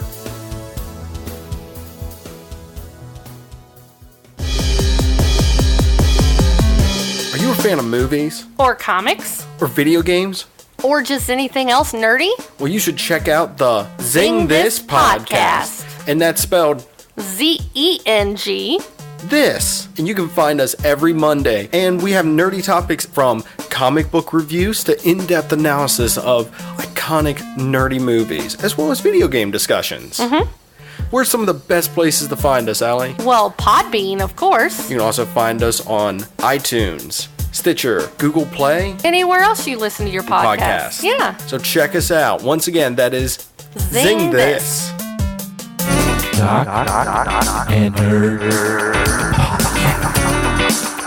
Listener, if you've been enjoying the show, if you have been gaining entertainment value from our show, I don't know how you can be getting entertained. Some people do get entertained. If we made you laugh, consider joining up to our lovely fan club over at jockanerd.com/Patreon. You can help support the show, give back, and you get tons of perks. Sometimes episodes come out early releases, bonus content, stickers. You can get a t-shirt at one tier, and you all have our eternal thanks. Speaking of stickers, I sent out all the stickers. People have been getting the stickers. If you join the Facebook group, you will see lovely collaboration Photoshop artwork from our listeners. And I'm just going to highlight one. It's a collaboration between Seth Morgan, Wes Cranford, and Lisa Morrison. Wes photoshopped the sticker, or maybe he actually went to a glory hole. Oh, yeah, shit. It's a picture of a glory hole with our sticker above it, and it says, after you're done, might I suggest a really good podcast? I love that because you know, the person is, you have their attention at that moment. They have to read that and look at it. And then Wes Cranford goes, somebody should draw a dick in Imran's mouth. And then Lisa Morrison said, done. Oh, shit. And in the show notes and on the Facebook group, you will see a beautiful piece of graffiti with a red dick drawn in my mouth on the sticker. This is the most amazing collaboration She artwork. put wrinkles on the balls. Yes. That's what she had attention to detail. Yes, Lisa Morrison could use a little bit more hairs, but the wrinkles, the attention to detail, this is legit glory hole graffiti. This is the best use of the sticker ever. It's pointing at your mouth. Yeah, I like that it's pointing. Well, at your because Wes told her to draw it in my mouth. It was three people, and then Seth Morgan went on to Photoshop it in Trump's hands, and we got dark, and it was on Che Guevara's hat, and then it was on President Kennedy's car in the Daily Plaza. It was on the Batmobile. It was on the Batmobile. That was the more brighter, happier ones, and then they progressively got darker and darker. Yeah. Good job, everyone. Hope you are enjoying the stickers. Sign up for the fan club if you want noticed, stickers. You should put him on a pair of tits. Someone pointed out that Imran wrote his return address, so send him back like anthrax or something. Oh, yeah. Feel free to mail me anything you want. Stop by. You know where I live. Pics. Look, if you give me money, I'll tell you where I live. You're giving me money. It's fine. Yeah, okay. Look, as low as $1 a month, they'll tell you where he lives. Is it? I thought it was the like perks of being on a patron. How long do you think it's going to take before some dude shows up at Imran's doorstep and be like, yo, are you Imran? Look, I've had strangers. You wouldn't have to ask because you would just see that fucking face. He'd be holding. He'd immediately run the other way. Listen, I've invited strangers to come onto the podcast in my house before. You have. But I did. Yeah. Look, I did that because is it not a law that you have to have a return address on mail?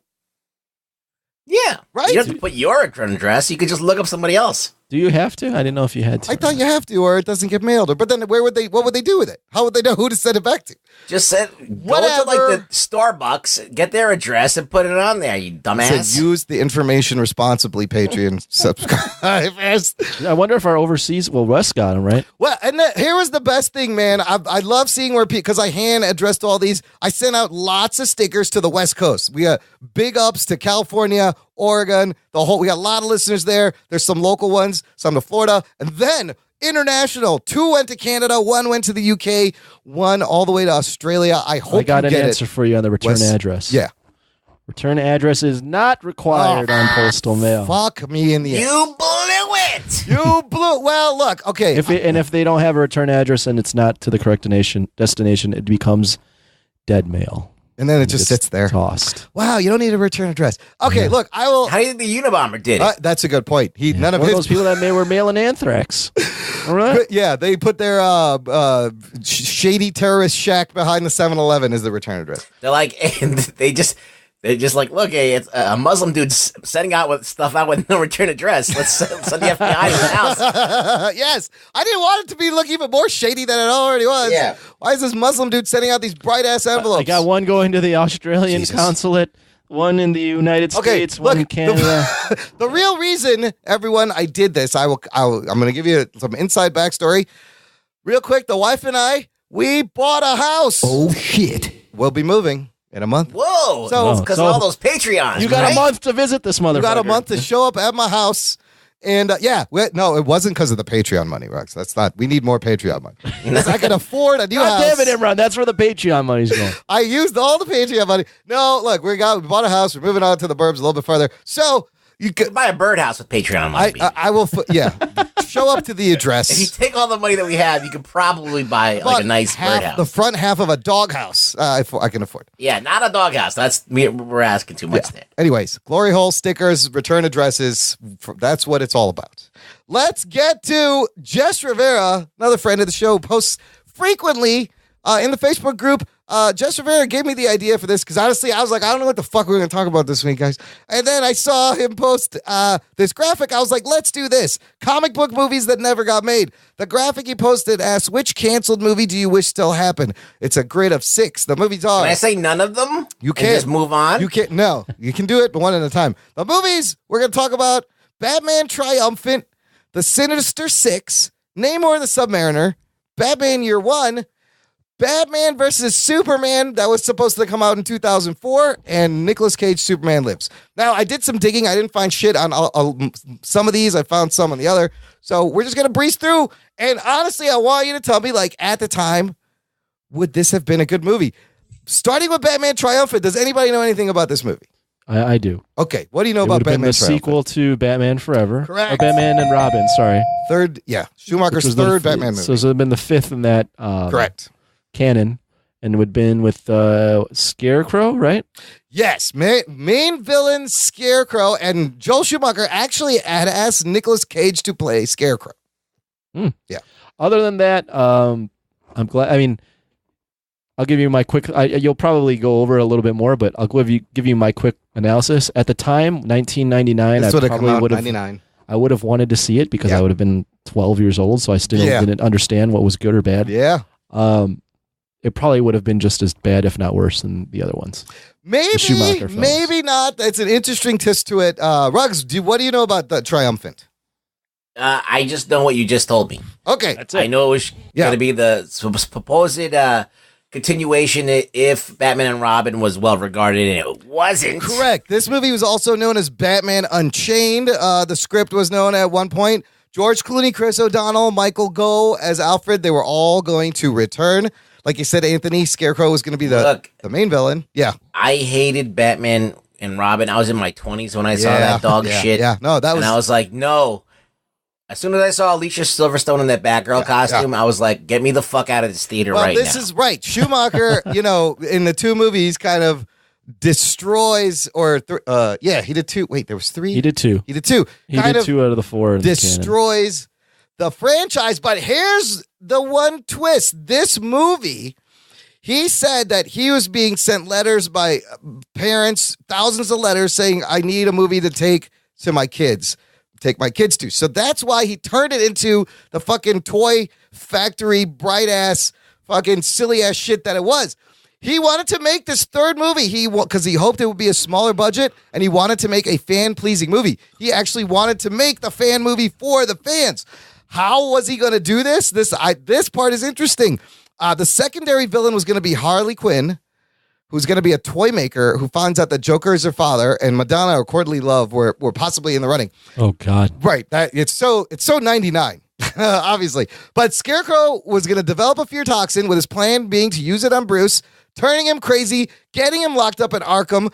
Batman, under the influence of the toxin, was intended to culminate in a show-stopping, cameo-filled hallucination sequence. He wanted to bring back Danny DeVito's Penguin, Michelle Pfeiffer's Catwoman, Tommy Lee Jones' Two-Face, Jim Carrey's The Riddler, and the final confrontation scene would have been with Jack Nicholson's Joker. Geek boner. Crazy idea, but he wanted to tie all 5 of the movies together, not even the Tim Burton movies.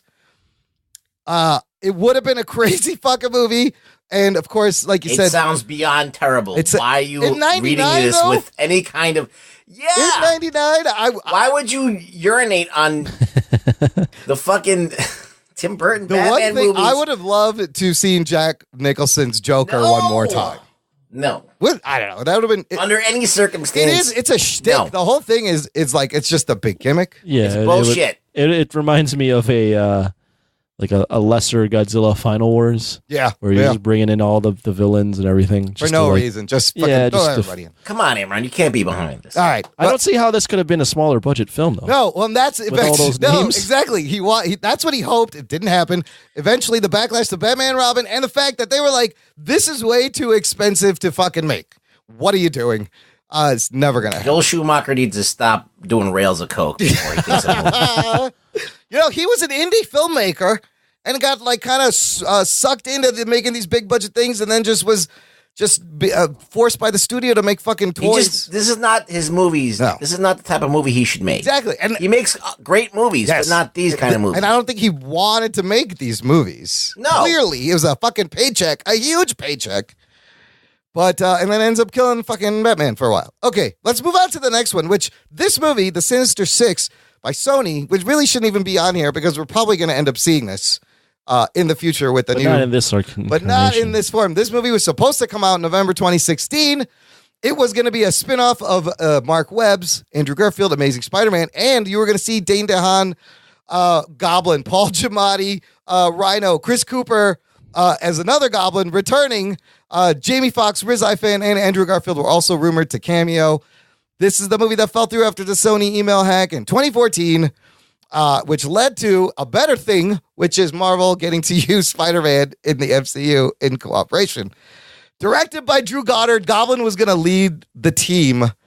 I still think this is a bad idea to do in a movie. I don't know. I don't think I wanted to see it. I think it only makes sense to do it in a Spider-Man movie. Yeah. There's not much for us to say, me to say on this other than that's the same thing as Rugboy said. Remember the time, though, when we thought we were getting another Spider-Man movie with Andrew Garfield? Remember that weird, brief time where you're like... and I would have watched it. Yeah. I would have, if it had potential, I would have watched it. It wasn't...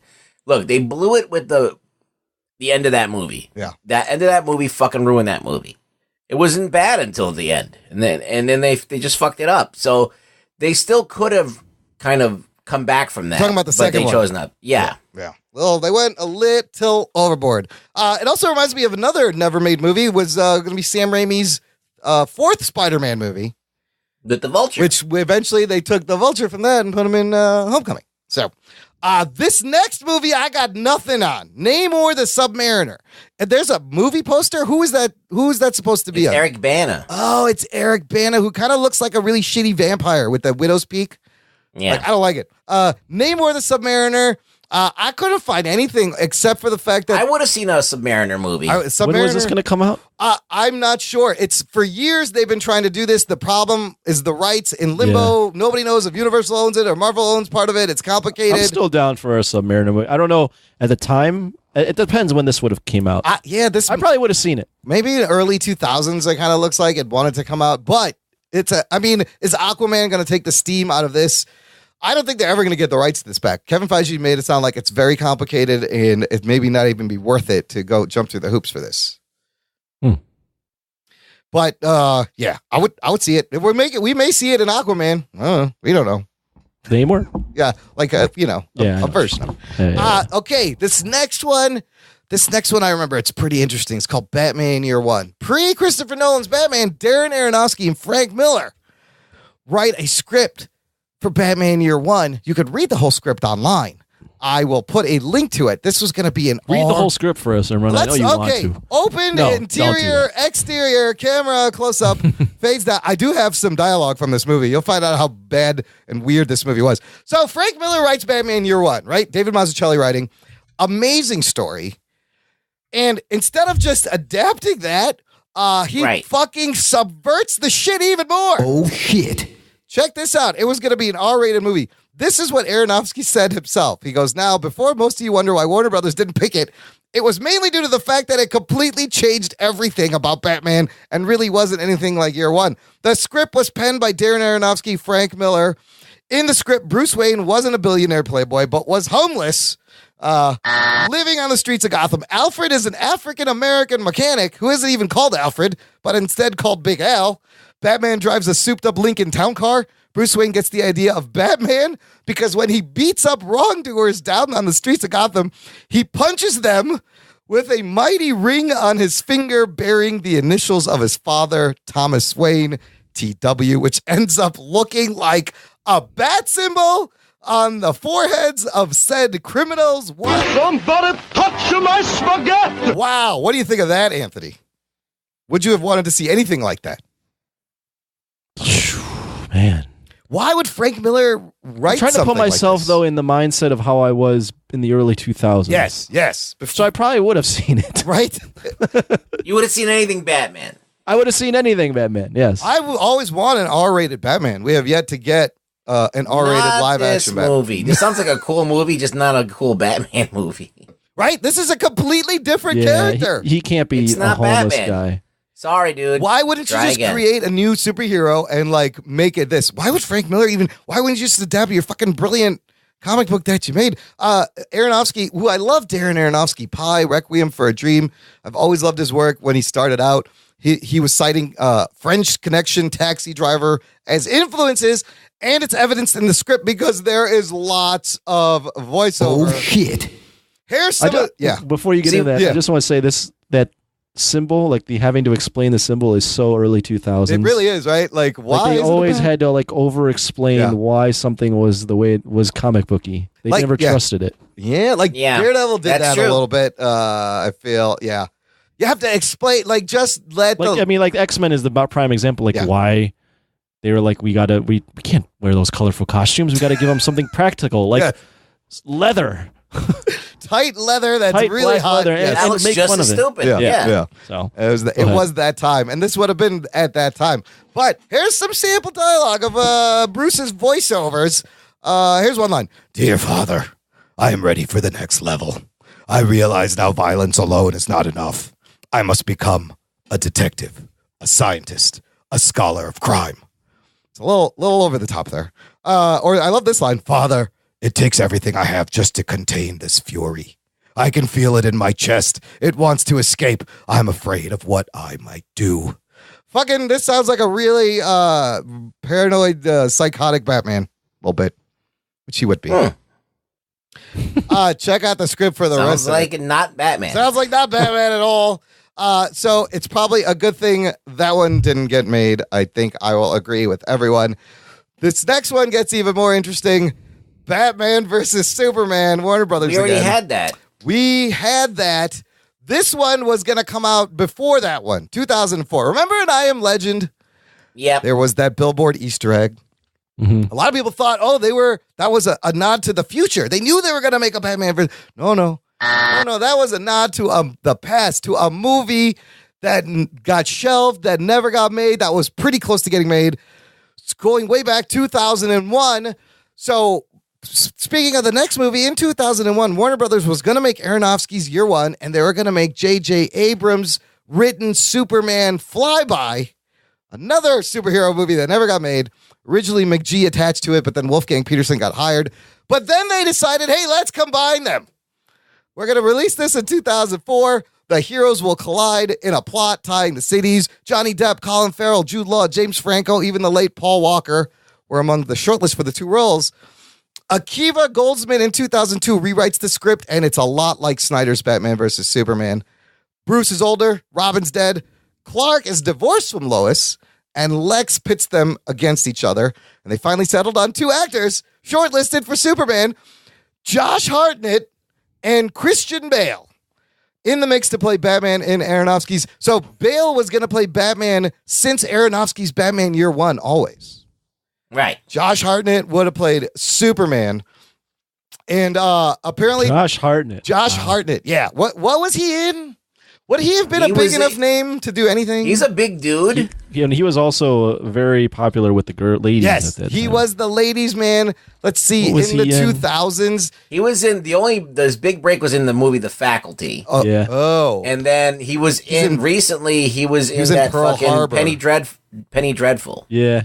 Pearl Harbor. That's the werewolf. Sin City, Wicker Park, 30 He Days was in and Nights. Halloween. Pearl Harbor, Black as you mentioned, Dahlia. Black Hawk Down. 40 Days, 40 Nights. Yeah. So yeah, definitely like he would have got the ladies, like Heartthrob Superman. Is he any good? I can't remember. He seems very generic. He was he was kind of a generic. He was dude. like at the early 2000s where like they would just hire people based on looks, especially for the males, and just be like, you're the next Leo. Right, yeah. So this Wolfgang Peterson actually said this movie was really close to happening.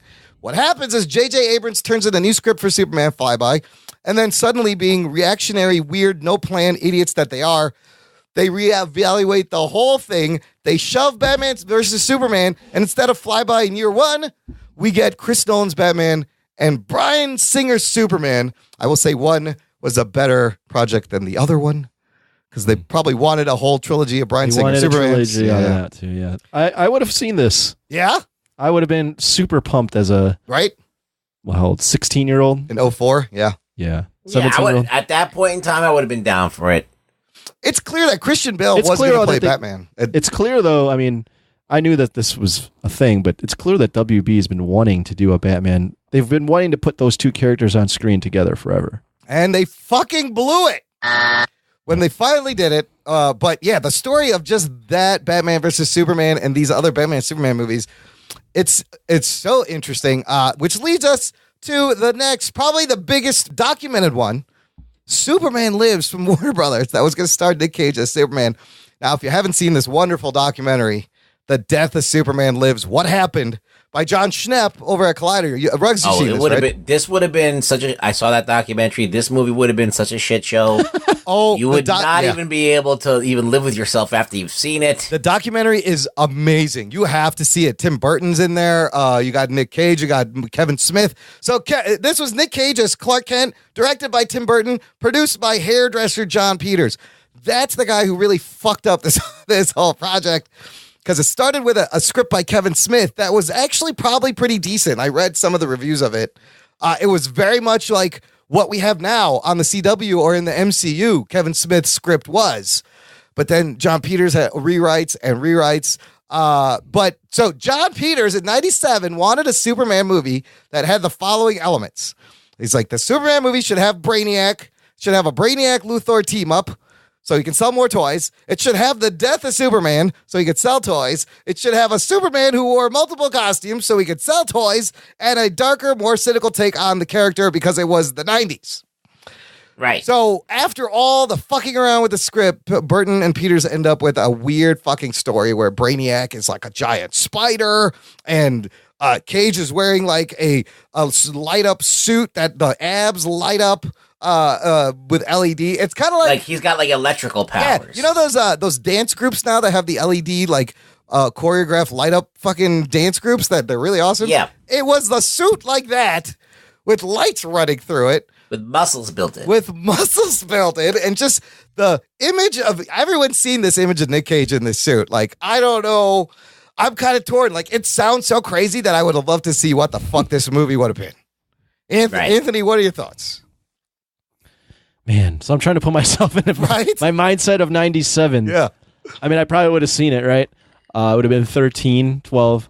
But, I mean, even back then, I would have never been like, Nick Cage it would have is been super. Like, he does not scream Clark Kent to me at all. He loves Superman.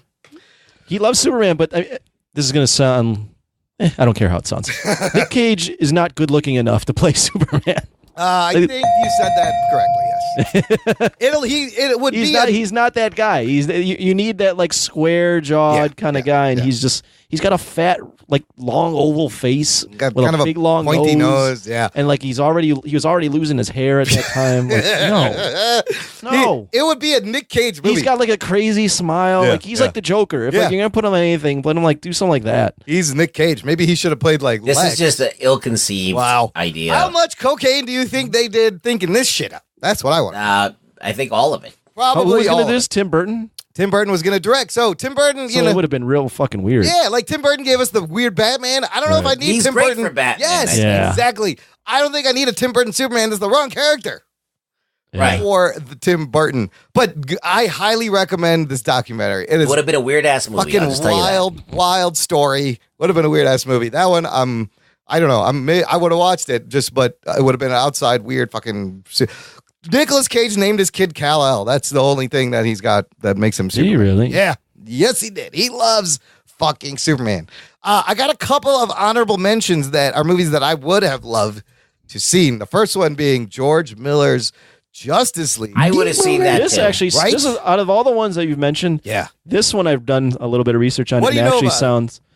Well, I just know that George Miller was going to do it. It was going to be at the same time as the Nolan series, so that was going to be a little confusing. Yeah. But it was going to be a Tower of Babel storyline, and it just sounded like it might have been a lot of fun. Bruggs, what do you know about George Miller's Justice? It was going to be called Justice League Mortal, to be released 2007.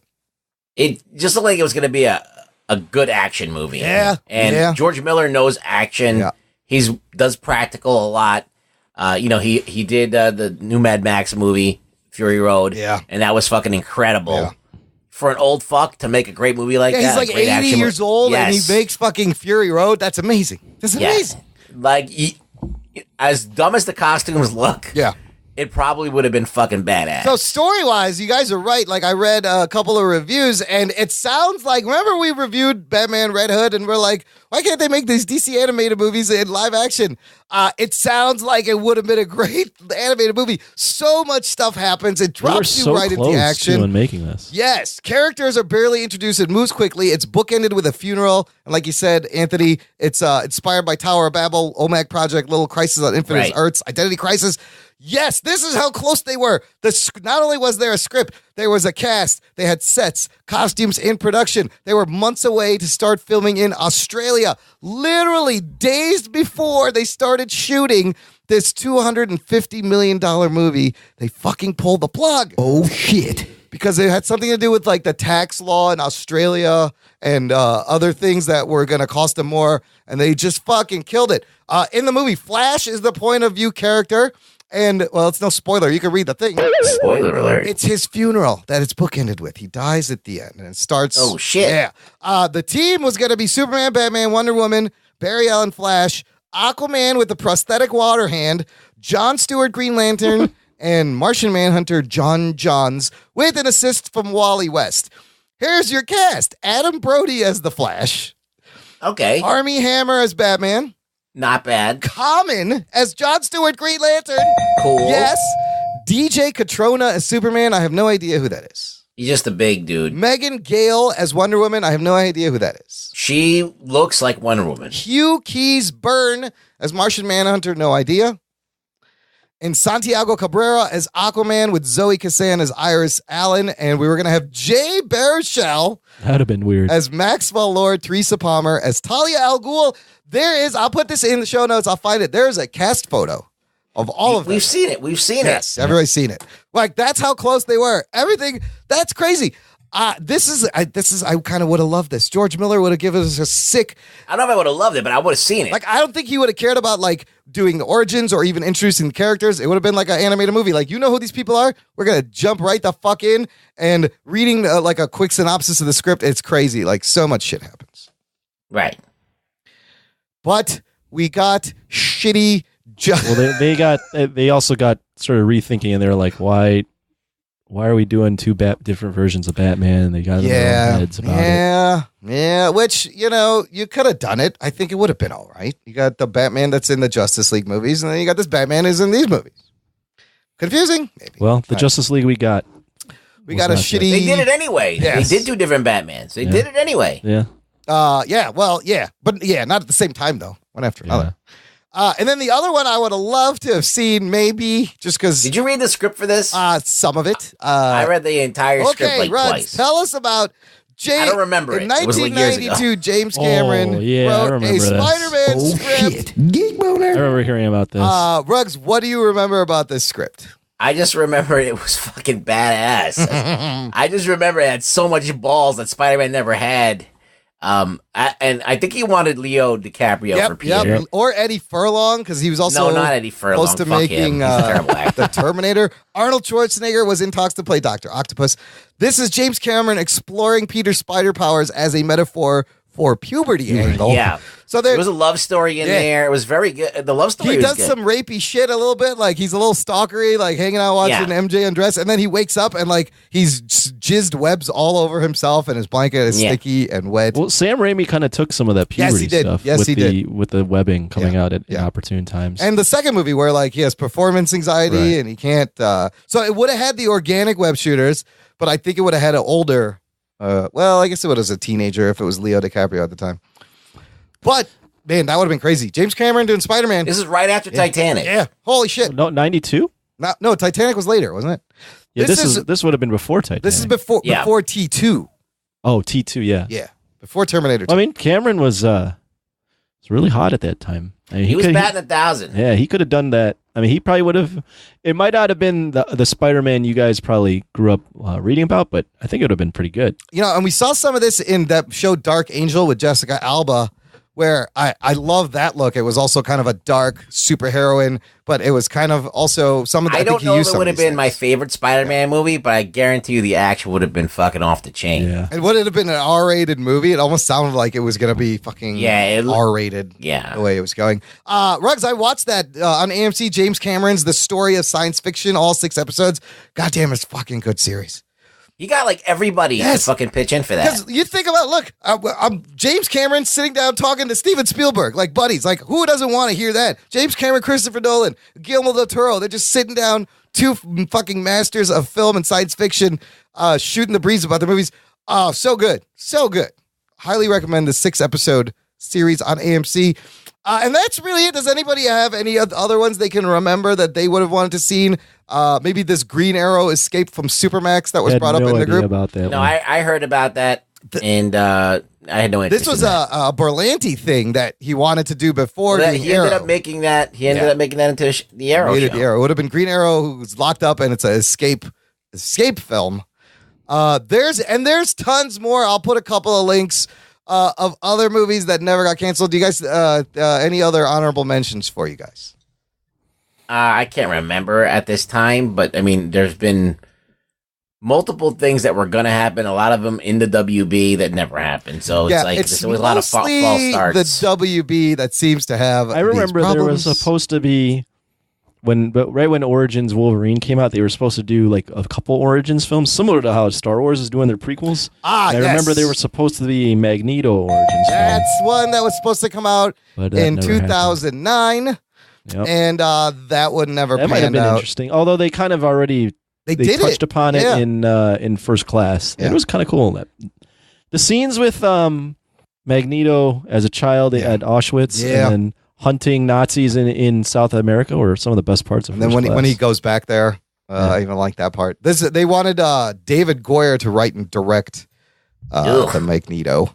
And it would have been in World War II. Well, yeah. Obviously. 60s X-Men film.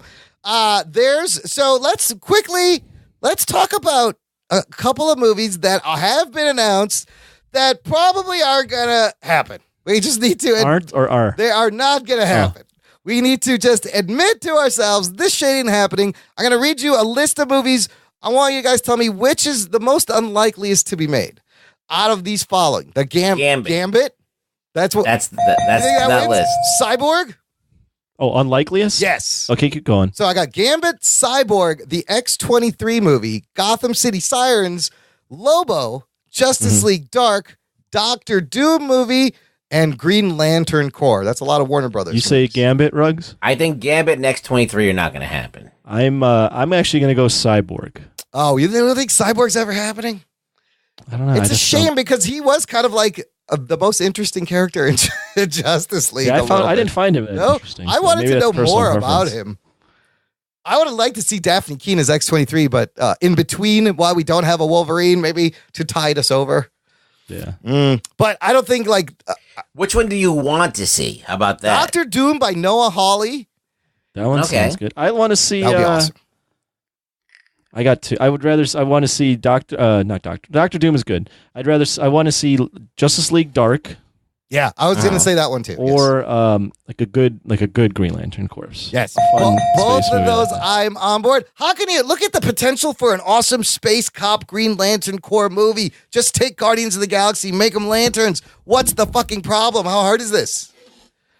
I would say Gambit is probably the one that is going to be terrible. Regardless. I don't think Gambit's ever going to happen. There's no way you can make a good movie. No, yeah, because Gambit's not. He's only popular because of the cartoon, and it's because he's got that Cajun accent. And the cartoon hasn't even been on in like 20 years. Yeah, like I can't think of any defining things about Gambit other than he looks cool, sort of, and he has that accent. Channing Tatum. They're not going to make him look like that either. No, Tatum's been trying to make this movie for fucking years. It's never coming out. It's never happening. I think that's the one that's never going to happen. But Justice League Dark. So I recently watched also another great thing on Hulu. They have all the DC animated movies. It's very cool. So I finally got to watch. I watched the Justice League versus Teen Titans and Justice League Dark, which was actually a pretty good movie. Both of them were really good. I would love to see Justice League Dark, even though we're getting a Swamp Thing show on the streaming thing. I like Swamp Thing and Deadman. Deadman and Batman are hilarious in Justice League Dark. You got to watch it just for that. It's an interesting movie. I don't remember it that much. But a live action Justice League Dark with Matty Ryan, Constantine, maybe. Sure, right? He voices him in the cartoon. So isn't he in the show? He is on Legends also, and will be in Legends next season. He's one of the Legends ish, sort of. But I love when he comes on. He doesn't smoke. How is Legends? It's still shitty. It's still fun. It's just crazy. It's still shitty. He goes, it's still fun. Crazy. Doctor Who Cares? Bad shit. Fun. Like it's enjoyable because they don't really take themselves seriously. It's a fun show. You can't overthink it. I've long just stopped overthinking it. But still pretty solid. Like, there's a couple of different characters in the lineup. So it's kind of like if I don't get sucked into something that it doesn't pull me in. If it's just I'm forcing myself to watch it, then I just stop watching. Yeah, I'm the same way. That's how I am right now.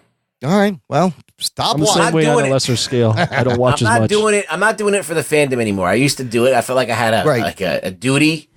Like 3 years ago when we started this podcast, or when you guys started this podcast, and I glommed onto it. I was like, oh, I need to do this because I've been waiting for these shows my whole life. And now I'm like, I'm done with it. You felt like you owed it to the community to support this stuff? Yeah, I felt like since I wanted it, I finally got what I wanted. Yeah. Exactly. And then I started watching, and I'm like, okay.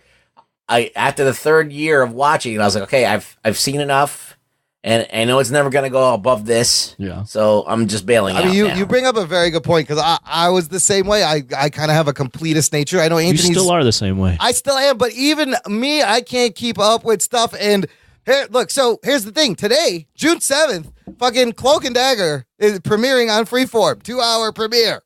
Here is the new thing. Who's it? Does anybody give a fuck? Will I have time to watch this? Freeform is what the ABC family. Is that today? It came out today? Comes out today, Cloak and Dagger. I might watch it.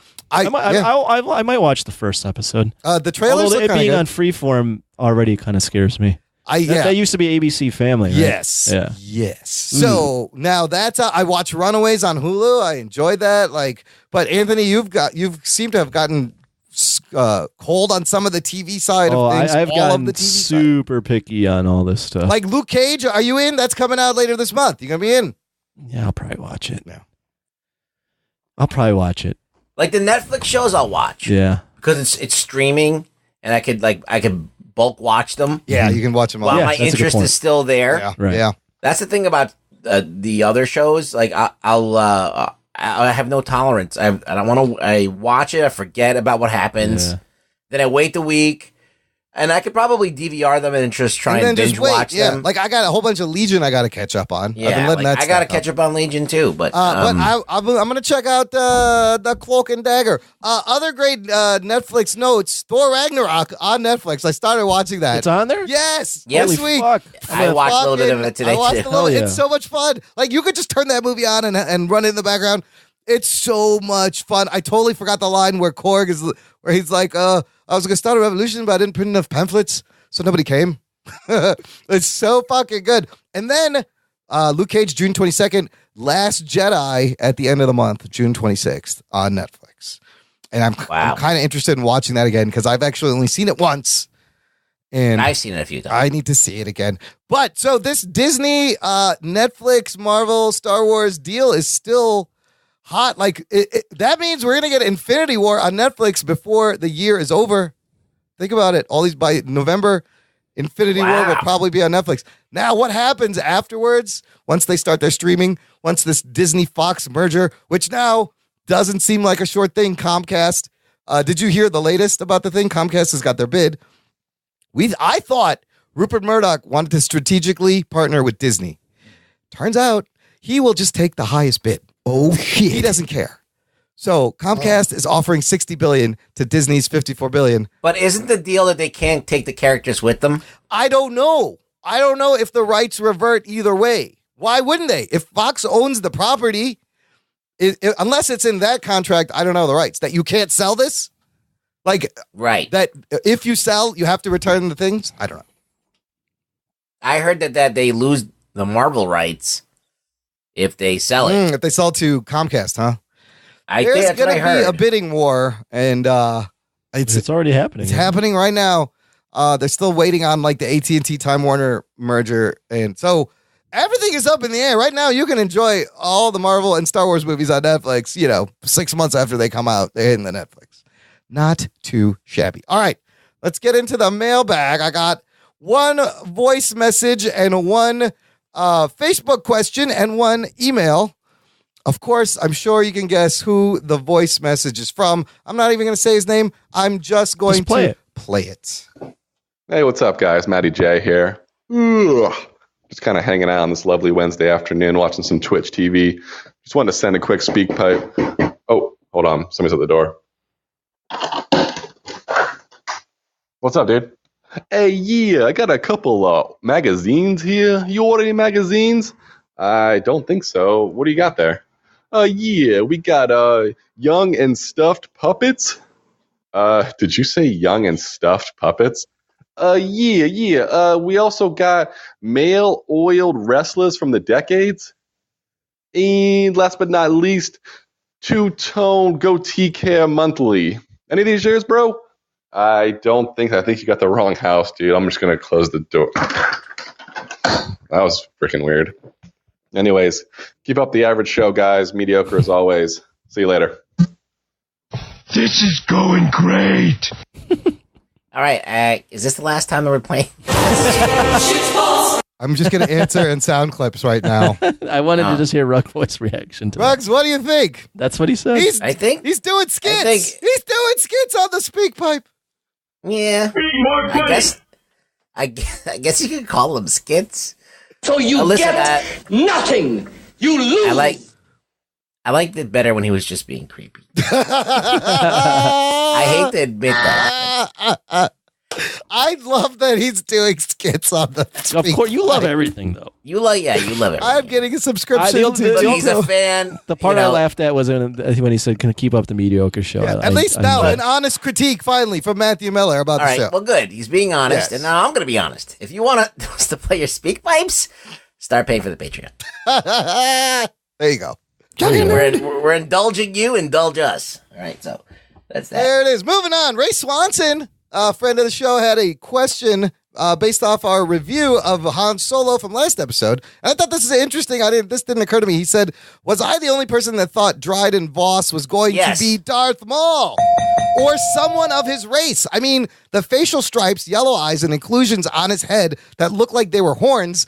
The double-bladed dagger that was also red. Was he human trying to emulate Maul? What do you think, Rux?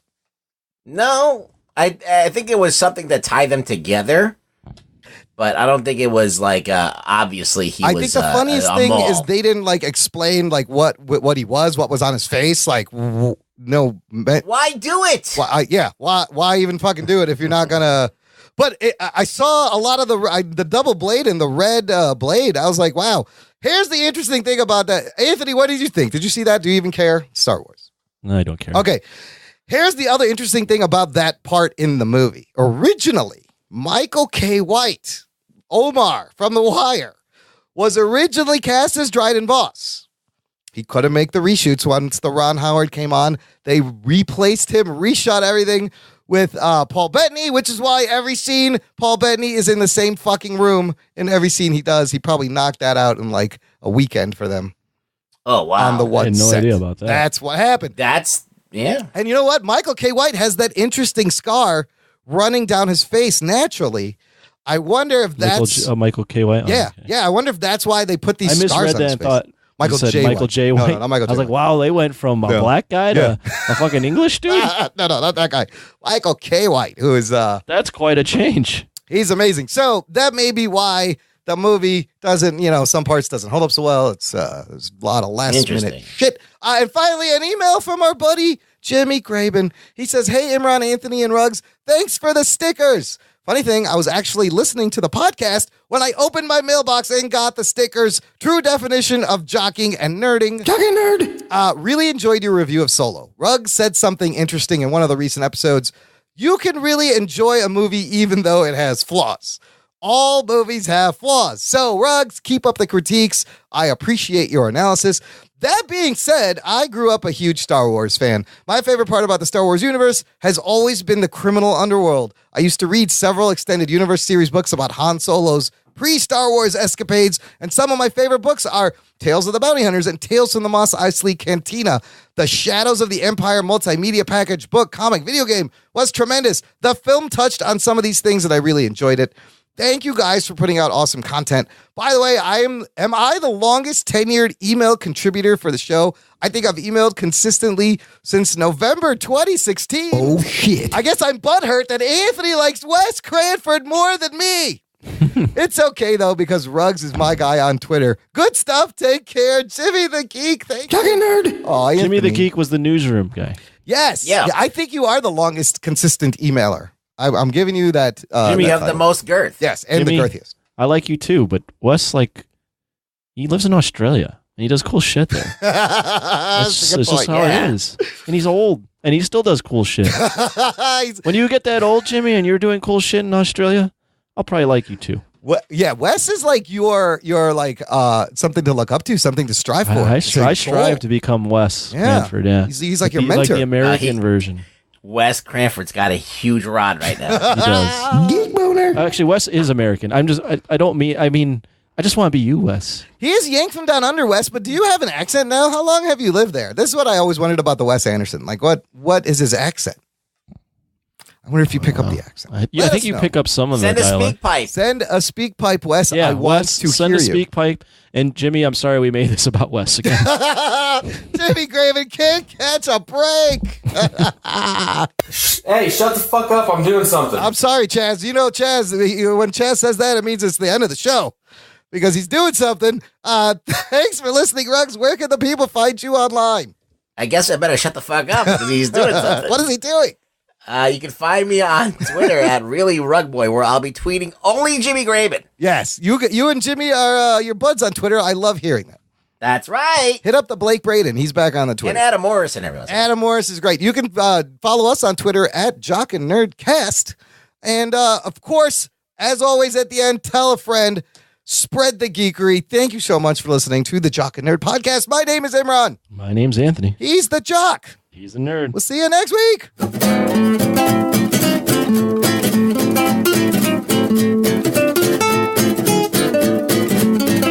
I award you no points, and may God have mercy on your soul.